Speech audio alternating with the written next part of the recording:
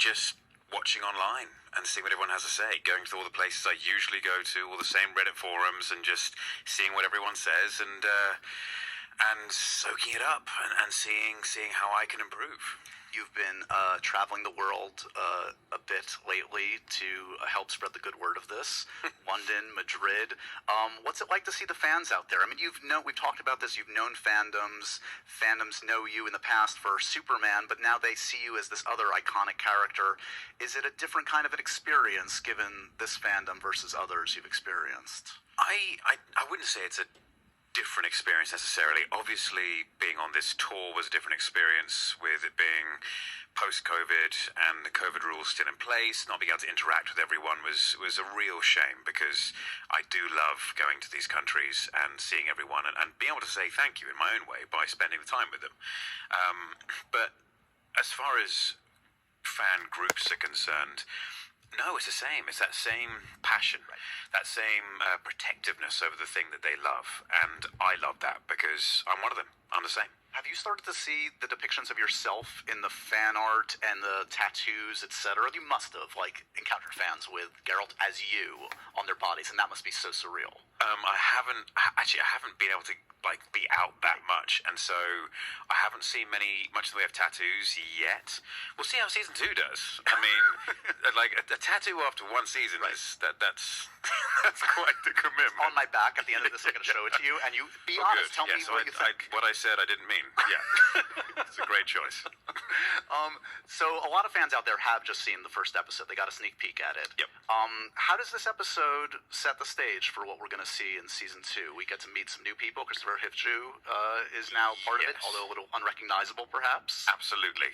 Christopher is absolutely brilliant, as everyone has, well, at least a lot of you have seen, and I loved working with him. As I've said before, he's recognizable from his incredible bombastic performances in Game of Thrones, and this is also very bombastic, but there's such a beautiful performance he does right at the end, which is really deep and soulful and Shakespearean in its nature, and it touched me. And obviously I get to speak to Christopher on set, and so we were sitting there chatting about other projects and things that we would love to do and work with each other on, and just to see this performance come out of him, just think, okay, it's one thing having conversations, but then when you see a performance like that live in front of you and repeated, you realise that's someone you really want to work with. Talk to me about what it's like for you as a star, as a fan. After season 1, you start to see the scripts for season 2. What struck you about what the writers, what the showrunners had in store for you for season 2 when they started? Well, for me, it was. I wanted to make sure that Geralt from the books was represented properly, and so seeing these scripts, I thought, right, okay, cool. I see what their plan is, and what I'd like to do is start to impress a more intellectual, a wiser Geralt. I mean, he has been around for 70 plus years. The chances are he's not going to be a dolt. And especially if he's survived this long, he's got to have some wiliness at least, if not wisdom. Yeah. And so I started to impress this and say, right, look, this is important to me, because I love the source material, I love the books, and there's so much in the way of beautiful storytelling attached to that, and if that's stripped away for the sake of a comedy character, then it drops some things out. And so I've sent lots of emails, had lots of discussions, and that was ultimately my plan to try and bring more of that forward, because of what I was saying earlier. After season 1, I spent all my time on the forums, reading what everyone had to say, reading what the critics had to say, and trying to work out the best way to represent the thing that I loved so much in the show. And also people who had watched the show and gone, oh, this is pretty cool. Almost swore there, sorry everyone. Pretty cool. Then they went and read the books. Right. The books had a massive uptick in sales, and so people were well versed with the character they found in there, and I wanted to give them that. It's so funny. It's because everything you say flies in the face of most actors that are never read the comments, never engage, and you just go all the way to the other extreme because I guess you're a fan first, and you That's the thing. Yeah. It's I can completely respect and understand actors and producers and directors who don't want to do that. Yeah. But I'm one of those people who would not necessarily be commenting on forums, but if I see something, I'm like, okay, well, maybe that's not how I saw it, or I'd like to see it this way, or that's exactly how I saw it. And if I saw, I don't know, Raymond E. Feist's books adapted, I would be really, really interested to watch it and see what everyone has to say. And so the same thing with Sapkowski's. Yep. And it does matter to me, because I got to know what everyone thinks, and everyone's going to have a different opinion across the board, and it's about selecting those opinions which are narrative driven, and you're like, okay, it's a little destructive in that opinion and consistently destructive, and I think I see what you're doing, like cutting away the noise and seeing the heart of it. Even the overwhelmingly positive ones, you're like, okay, there's also a narrative there, and so you pluck those out, and then you have everything else, and then you can just look at them across the board and think, right, how can I improve for everyone without losing what my own personal vision of when I read the books was like. And so, yeah, it's that fine balance. Let's talk about some of the relationships that we're going to explore more in this season. Obviously, the relationship between Geralt and Ciri, very key in Season 1, still very key in Season 2. How are we seeing this relationship develop in new and interesting ways? How do you see it? With Geralt and Ciri? Well, we obviously spent a very brief amount of time together in Season 1. And so Season 2, it was quite modernised initially at first, and then I started to layer in this more intellectual, wiser Geralt, and I wanted him to recognise her trauma. Because it's very easy to forget when you see a character like Ciri and you think she's been through trauma and it's really terrible, but we also forget that Geralt's been through trauma. He was younger than her and being filled with magical and chemicals and herbs and screaming until he almost died, and kids are dying around him, and then the people who did this to him are like, we're your friends. And the therapy bills are off the charts. And then they were like, and by the way, you survived, but you survived surprisingly well, so we're going to do more to you. Right. Yeah. And then he went out into the world, and the world hated him. And so he's also experienced trauma, and from someone who's gone through that, he's going to have that sense of patience with her, and that sense of waiting. And plus, she's been through a lot. She's going to lash out from time to time, and instead of him lashing out in return, he's going to try and sit back and try and understand. Two aspects, his wisdom and also recognise trauma. And so those were things which I really wanted to layer into the character. And Freya was brilliant. She was really brilliant at walking that line between someone who's gone through that and doesn't want to share, someone who's harbouring a secret as well, and at the same time someone who feels deep down that there's something about this rather strange character, this inhuman character that she can start to trust. And then there's also these other inhuman characters that she can start to trust. And she did such a wonderful job. It was a real pleasure working with her, and the depths that she goes to in performance it's brilliant. The world of The Witcher includes some places we've heard of but haven't seen yet. This season we get to see Kaer Morhen. Talk to me about why that was exciting, what was intriguing about finally getting to see that important aspect of the Witcher universe. Kaer Morhen, for me, I obviously discovered first in the Witcher games, and Witcher 3 specifically is where that's the one I really played, and it was such an extraordinary place, that vista, the scenery, and you immediately have that connection to this world, because CD Projekt Red did such a good job in creating it in the game medium. But then, when I read the books, obviously the short stories are fantastic in books 1 and 2, but I wanted to know more about Geralt. I wanted to know his background, and I digress here, but being a Warhammer fan, always goes back to Warhammer. Yeah, always goes back to Warhammer.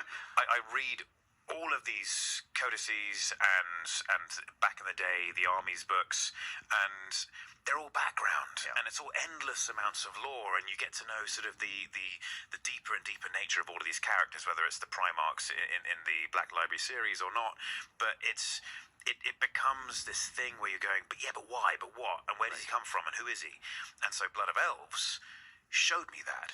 It took me to this place, and it showed me these other witches and the way that they stand, and they all stand in the same way because they've been trained in a certain way. And it was just such wonderful world building and character building in such a massive way, but amongst such a finite group.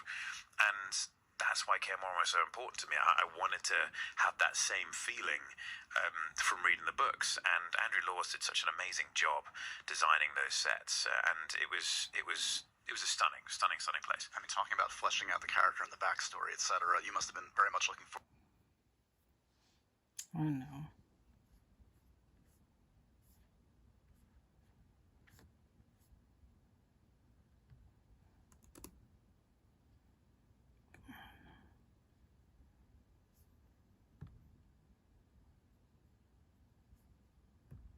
I wanted to show the soulfulness of these characters, and I am very, very lucky to know a number of people actually who have done some extraordinary things in the armed forces and been in very select groups, and those people are the most soulful I know.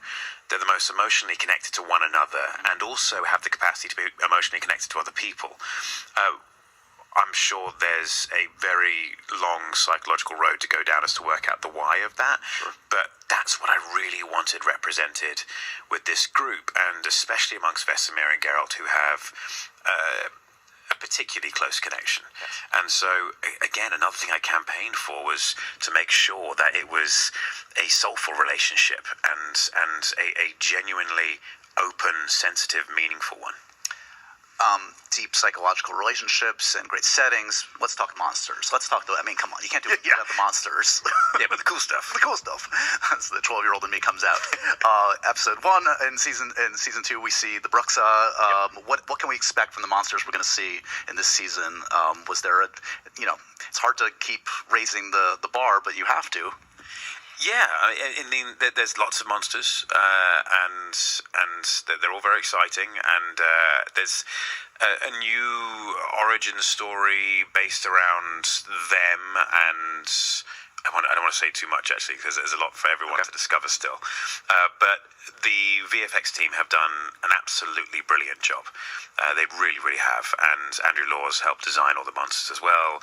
And they all look brilliant, and it's very, very exciting stuff, and lots of peril and danger. Does it ever get easier? I mean, you've done so much work opposite things that aren't necessarily right in front of you. Does that always feel a little silly on set, or like have you accrued so much experience now where if there's a guy that's going to be able to do this, I'm your guy, because I have a PhD in this by now.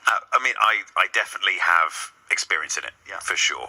I remember laughing at myself fighting Doomsday, and laughing at the guy who was playing Doomsday because he was playing something really big, but the way the outfit he was dressed in and everything and the actions he was doing made him look like he was really angry and small, and it was just this wonderful comedic moment. But you get so used to that kind of stuff, and it's become an art form now, and everyone's a lot more comfortable with it, so there's less embarrassment amongst the performers doing it, and they do it so well that even if it's a performer there in a suit, or if it's just no one there, it's something that you get used to, and it's now part of the craft, right. And it's something that actors are required to be able to do.